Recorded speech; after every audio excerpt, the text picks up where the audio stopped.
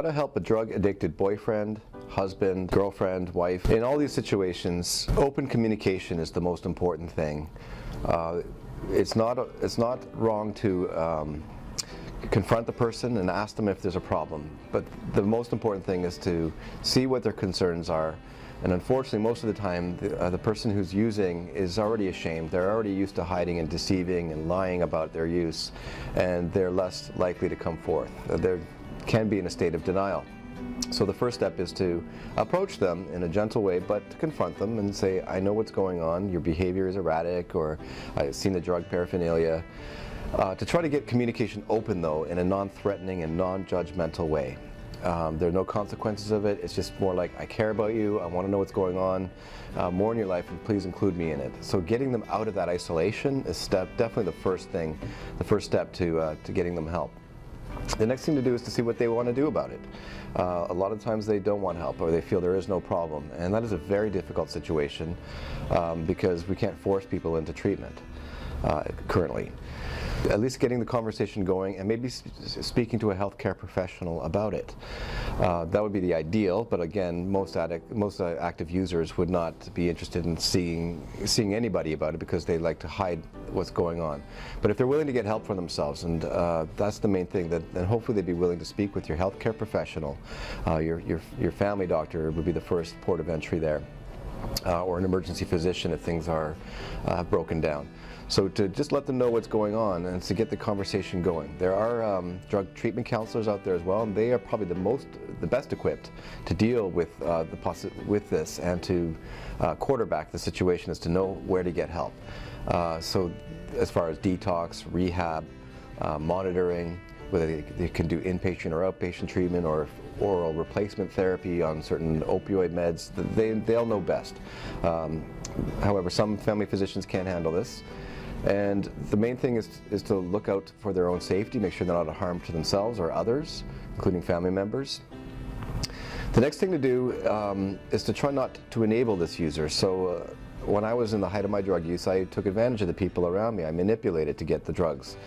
Money is one way. Stealing drugs is another.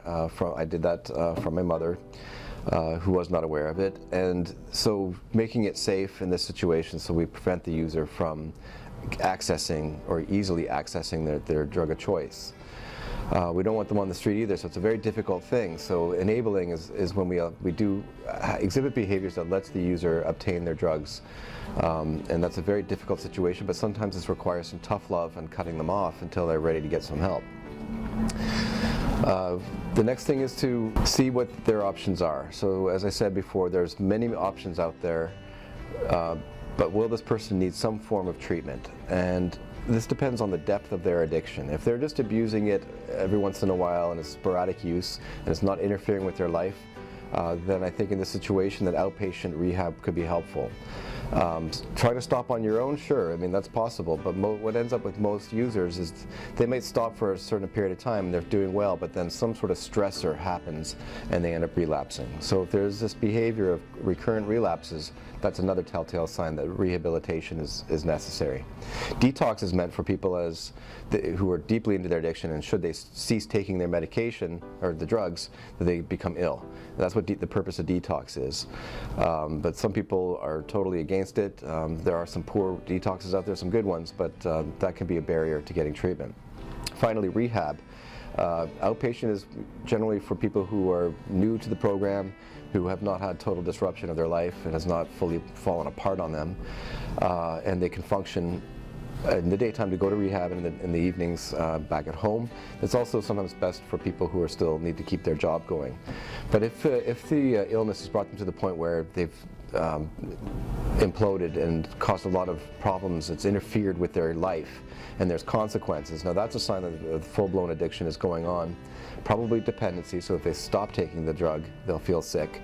And this is where both detox followed by rehabilitation as an inpatient or residential is helpful, because this allows them to not only get off the drugs, but to learn some new skills. And this is the most important part, whether it's inpatient or outpatient rehab, is abstaining is only 15% of the job. 85% is to invoke changes in lifestyle to learn ways of coping with stress, but not resorting on the crutch and not going back to the drug use. It involves a whole latitude of things, from being open and honest, candid, brutal honesty, to sharing about what's going on, sharing their feelings, to reading about addiction and how to recognize relapse and relapse-like behavior. So there's a whole host of things that a person learns in rehab. But the main thing is to change their way of living, and this is done in the confines of a closed environment, so they're buffered away from the stresses of reality.